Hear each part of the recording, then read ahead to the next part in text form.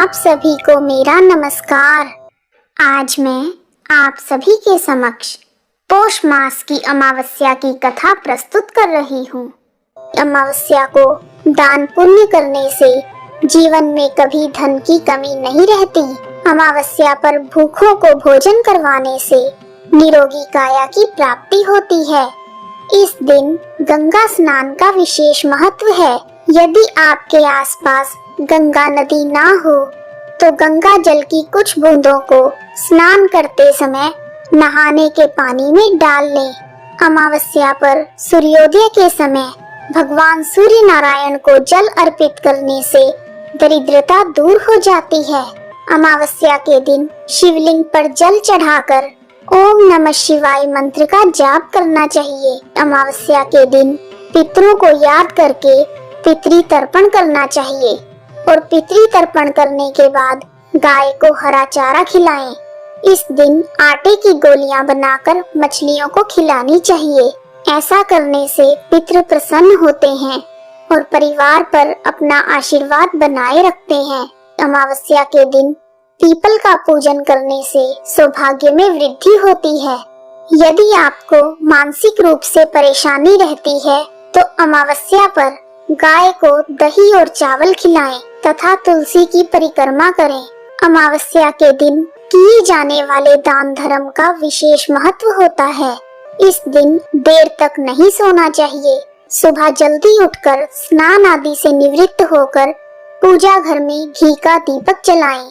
अमावस्या पर भूत प्रेत, पिशाच, निशाचर, जीव जंतु और दैत्यगण ज्यादा सक्रिय रहते हैं। इसी कारण हमारे चारों ओर नकारात्मक शक्तियां सक्रिय हो जाती हैं। अमावस्या की रात को किसी सुनसान जगह पर जाने से बचना चाहिए। अमावस्या के दिन घर में लड़ाई झगड़े से बचना चाहिए और ध्यान रखें कि अमावस्या पर घर में कलह ना हो। शांति का वातावरण बनाए रखें। अगर आप घर में अमावस्या पर अपने परिवारजनों से दुर्व्यवहार करते हैं तो पितरों की कृपा नहीं मिलती। इसलिए घर में शांति का वातावरण बनाए रखना अत्यंत आवश्यक होता है। अमावस्या के दिन ब्रह्मचर्य का पालन करने से संतान के जीवन में सुख शांति बनी रहती है। उन्हें हर क्षेत्र में सफलता मिलती है। आइए अब सुनते हैं अमावस्या की व्रत कथा। एक बार एक गरीब ब्राह्मण परिवार था। उस परिवार में बहुत ही सुंदर, संस्कारी तथा गुणवान पुत्री थी, परंतु गरीब होने के कारण उसका विवाह नहीं हो पा रहा था, जिस वजह से ब्राह्मण और उसकी पत्नी बहुत चिंतित थे। एक दिन उस ब्राह्मण के घर एक साधु महाराज पधारे। वह ब्राह्मण के सेवा भाव से काफी प्रसन्न हो गई और कन्या को लंबी आयु का आशीर्वाद देते हुए साधु ने कहा कि इस कन्या की हथेली में विवाह का योग नहीं है। तब ब्राह्मण दंपति ने साधु से पूछा कि यह कन्या कौन सा ऐसा शुभ कर्म करे जिससे इसके हाथ में विवाह का योग प्रबल हो जाए। तब साधु ने कुछ देर विचार करके बताया कि कुछ ही दूरी पर एक गांव में सोना नाम की धोबिन रहती है, जो बहुत ही संस्कारी, संपन्न तथा पतिपरायण है। यदि आपकी पुत्री उसकी सेवा करे और वह धोबिन इसकी मांग में अपना सिंदूर लगा दे तो उसके बाद इस कन्या का विवाह हो जाएगा। साधु ने यह भी कहा कि वह धोबिन कहीं आती जाती नहीं, वह हमेशा अपने घर पर ही रहती है। ऐसी बातें सुनकर उसने अपनी बेटी से धोबिन की सेवा करने के लिए कहा। अगले दिन ही प्रातःकाल कन्या मुंह ढककर सोना धोबिन के घर जाती है और उसके यहाँ साफ सफाई तथा अन्य सारे काम करके फिर अपने घर वापिस आ जाती है।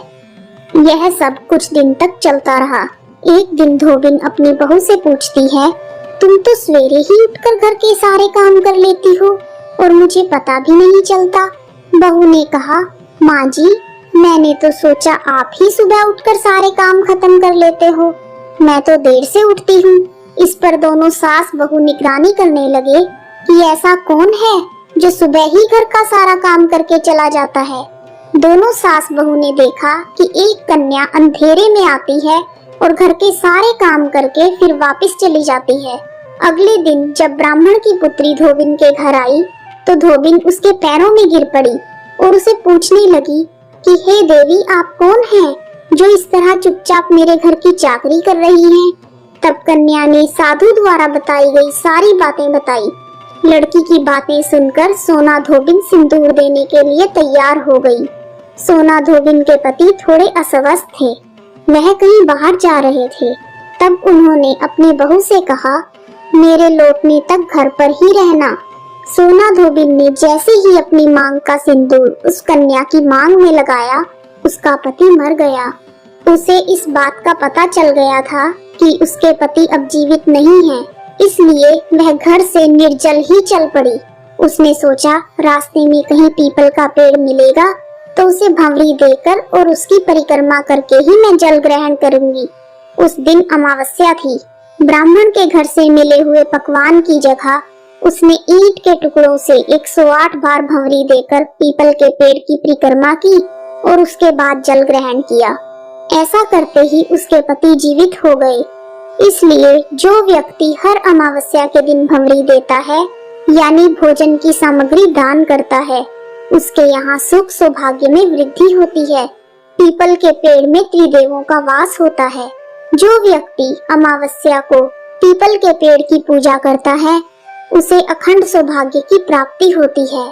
कथा समाप्त। ओम नमः शिवाय। आइए अब जानते हैं अमावस्या तिथि का नाम अमावस्या कैसे पड़ा। एक बार श्रेष्ठ पितृ अग्निश्वात और बहिष्पद की मानसी कन्या अक्षोदा घोर तपस्या कर रही थी। वह तपस्या में इतनी लीन थी कि तपस्या करते करते 1000 वर्ष बीत गए। उनकी तपस्या के तेज से पितृलोक भी प्रकाशित होने लगा, जिस वजह से सभी श्रेष्ठ पितृगण प्रसन्न होकर अक्षोदा को वरदान देने के लिए एकत्रित हुए और अक्षोदा के पास गए। उन्होंने अक्षोदा से कहा, हे पुत्री, हम सभी तुम्हारी तपस्या से अति प्रसन्न हैं, इसलिए जो चाहो वह वर मांग लो। लेकिन अक्षोदा ने पितरों की तरफ ध्यान ही नहीं दिया। वह उनमें से एक अति तेजस्वी पितृ अमावसु को बिना पलक झपके निहारती रही।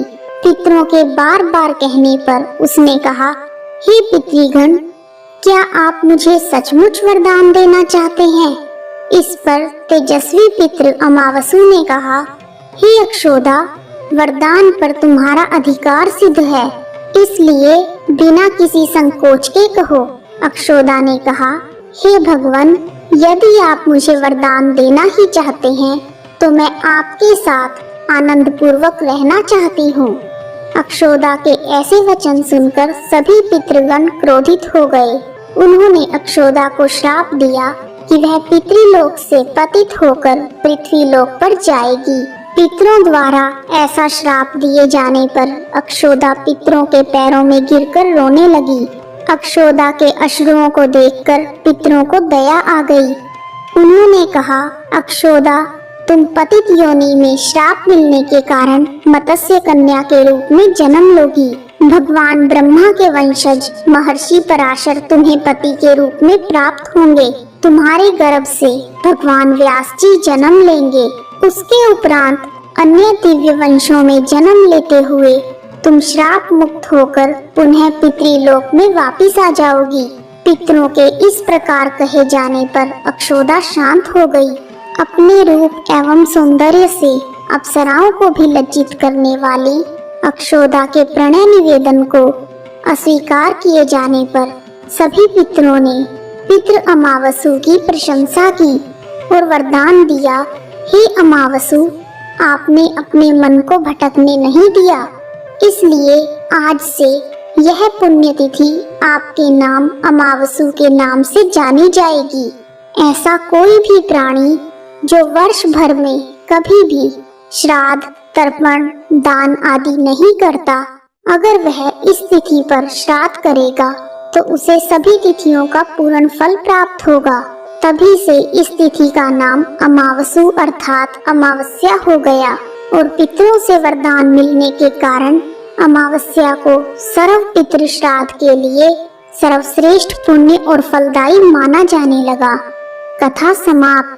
कहानी सुनने वालों का भी भला और सुनाने वालों का भी भला। ओम नमः।